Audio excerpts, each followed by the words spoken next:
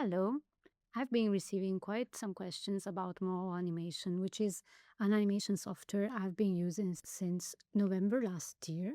I decided to learn a new software and a different animation technique during my part-time master studies. I've always been a 2D frame-by-frame animator, but because I was developing my very first animated series, I thought it could be a great chance to learn a different tool, and in particular Moho, which is allowing puppet animation and vector-based animation, which makes the production very fast and ideal for the making of an animated series. So I wrote down some pros and cons and all my takeaways after trying Moho for some months and producing the teaser of the animated series and working with a team as well. Just as a quick introduction, Moho Animation is a software for animation which is vector based and allows you to rig your characters and move them as puppets. As a traditional animator, I have to say I never loved the look of vectors because they're so clean and perfect, while I was really enjoying the brushes and the dirt and the mistakes that come from hand-drawn animation.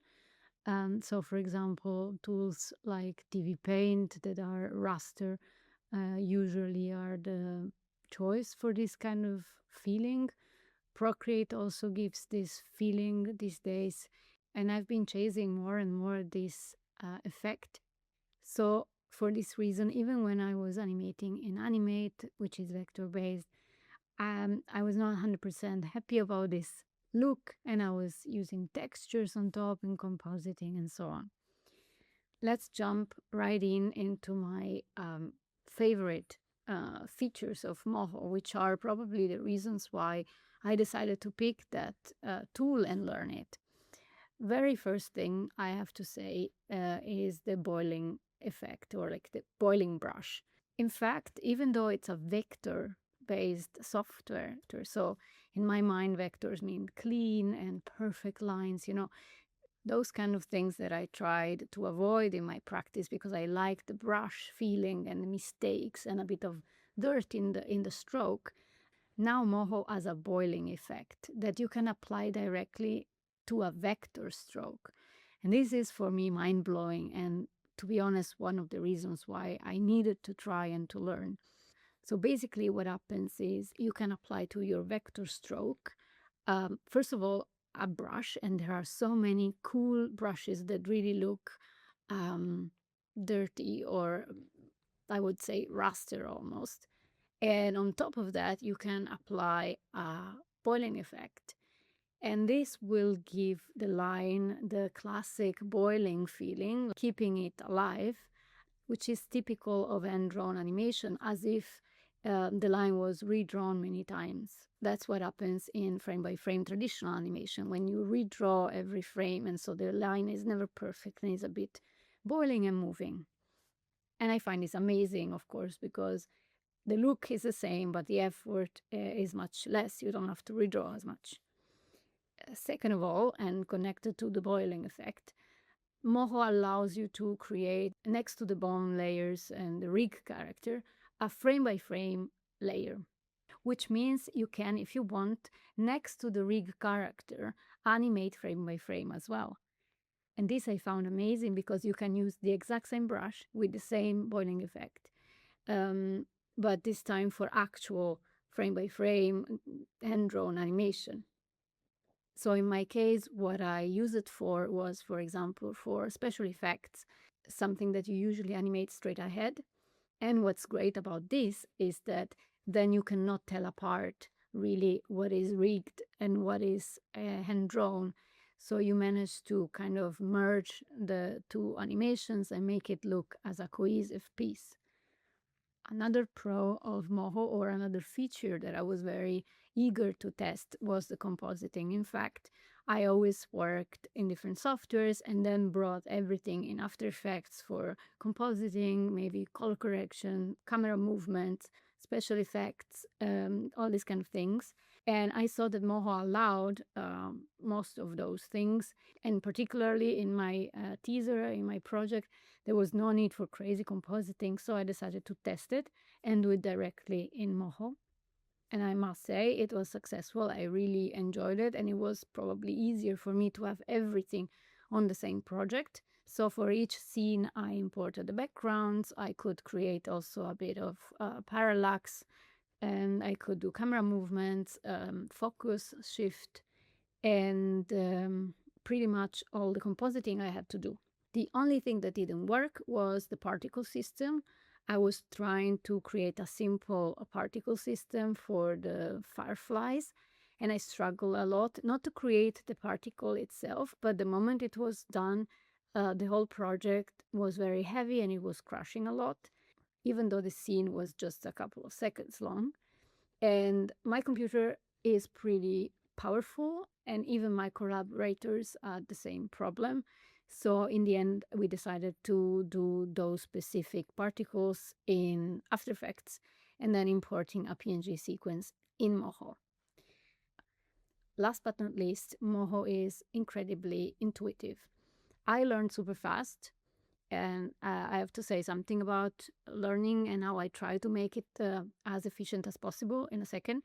But also, when a couple of months later, when I had to get the animators on board, I tried my best to teach them everything I learned, and to prepare the projects in a way that it was as smooth as possible. And I was surprised how fast the animators who never opened Moho before were able to not only understand the project and the rigs, but to deliver great animations as well. So a big plus for the interface in general of Moho, and also for the community, because I think, and this I connected with the learning topic, the community is great. It's full of great tutorials online, and I find it very easily to problem solve something when you get stuck. Now, briefly about my learning curve and my learning process. I was studying part time for a master's, and as I said, I wanted to learn new software in order to make a teaser for an animated series. And the teaser was for me the test to see how this software would apply in a production pipeline, how efficient it was, how fast it would get. And I didn't have a lot of time to prepare all the assets while writing my thesis, while planning the whole series, etc. So, of course, learning a software on top of that was a big challenge. But I have to say, first of all, I found great support in the community of Moho. Online, I found so many great tutorials. They have their official YouTube channel, which is packed with great tutorials and great help. But also, they have a Discord channel, and both on the Discord channel and online in general, I found very helpful people who were able and available to just mentor me basically, and help me problem solve along the way. In fact, I would actually recommend when you need to learn very fast, rather than trying or reading a book or watching all the tutorials, even because sometimes tutorials can be very long and you're not sure you're going to find the answer in that video. I would recommend to find someone who has more experience than you and who's available to answer questions. In fact, for me, being able to ask direct questions to a person with more experience than me was much faster than any other learning method I could think of. And I was very happy and grateful to have these two people I could video call every now and then. I think in total we had 4 video calls. And I just had my list of questions after trying and building my rigs. And during this call, I was able to kind of go through it and improve much faster. And now just a few comments about collaborations and how I introduce my animators to Moho and to my project. Again, I didn't have a lot of time. The schedule was very tight. Graduation was approaching. So first of all, I made a production plan, and because it was And because it was a new tool and a different pipeline to the one I'm used to, I scheduled, I guess, a very generous time for the animation of the teaser, which was only 1 minute. And then I organized a kickoff call with all my animators. And during the call, which lasted around 40 minutes, I managed to introduce them to the project, tell them all about the series and the teaser, the characters, and so on, and show them the rigs that I made. And while doing so, also introduce them a bit to the interface of Moho and how things work, which tools they had to use to animate, and so on. And I recorded that kickoff call as well, so that they could refer to it and rewatch it in case they needed it. Together with the kickoff call, I gave them a PDF which contained a lot of information. I tried to answer in this PDF all the questions that I thought they could pop up during animation or during production. The reason why I did that was to try to optimize as much as possible the process, because when you get help and animators and helpers, of course, you want to save time, not wasting time to explain things to them, explain the vision, or maybe having some misunderstanding with the style. So for me, it was very important that if I get helpers, it's an actual help. And I also don't want to waste their time or let them hang all day, because I knew I was not able to reply, to give feedback consistently every day. I promised them I would do it every night. So for this reason, in my PDF, I had a problem solving section with all the possible bugs or kind of walls they could meet at some point, and try to solve it on their own before asking for help. Then I gave them a list of useful links, and I also made a playlist on YouTube with useful Moho tutorials that I can also share with you if you want. And then, of course, we had a Discord channel for internal communication, a shared folder for file exchange, and so on. And I must say the collaboration went amazingly. Not only the animators were incredibly fast, much faster than I thought or planned. So we were able to do not only the teaser, but also some little loops that I then used in the interactive map. But I was happy to hear, first of all, that Moho was so intuitive for everybody, and also that my rigs were easy to use and not buggy, and they didn't break. About this, I might specify that the animators didn't have to draw the characters or to rig them. For each scene, I was delivering to the animator the Moho project, and inside the project, there was already the layout, the section of the animatic for the timing, and the character already rigged, already in place, sometimes even with some poses, suggestions, or actually, they were not really suggestions. It was more like me preparing the characters or rigging it and testing if the pose would work. So my playlist that I share with them with the tutorials focuses on animation, while all the rigging part I did myself in pre-production. All in all, it was a great experience. I can safely say I fell in love with Moho. I'm going to buy the software myself. I used the one from the university for the project. And about that, I should also mention there was this issue. In order to have helpers and animators, they also needed a license. And the school, they only got one license for me, but they couldn't purchase more licenses for the two animators. So what we did for the month of production that they helped me with, they downloaded the trial version, which lasts 30 days, and they were able to animate with that and delivering the projects like that. After testing Moho and using it for my master project, I think I will include it in my toolkit and I will start using it more regularly.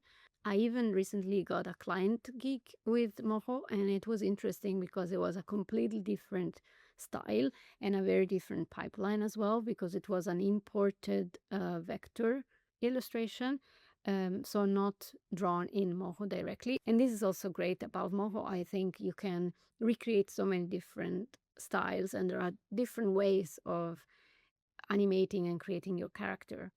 But after making my little animals and rigging them and bringing them to life, I kind of found my perfect rig.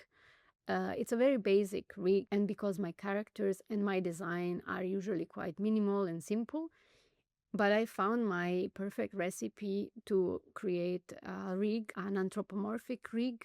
And by the end of the rigging process, I knew it by heart how to create target bones and in using the sliders for the blink or for the mouth, even for the head turn.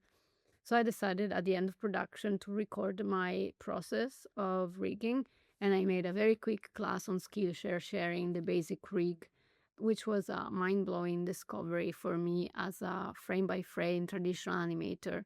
And I'm not saying I'm not going to do frame-by-frame animation anymore, but for sure I'm going to introduce more puppet and vector animation in my work, especially in client commissions, which usually require a very fast-paced timeline. So this is my takeaway after around 7-8 months working with Moho. I think and hope I listed all my pros and cons and answered all the questions that I got so far. If you have other questions, please let me know. I will be also happy to talk more about Moho. Let me know if you also use Moho, if you like it, and let's exchange some secrets and talk more about Moho.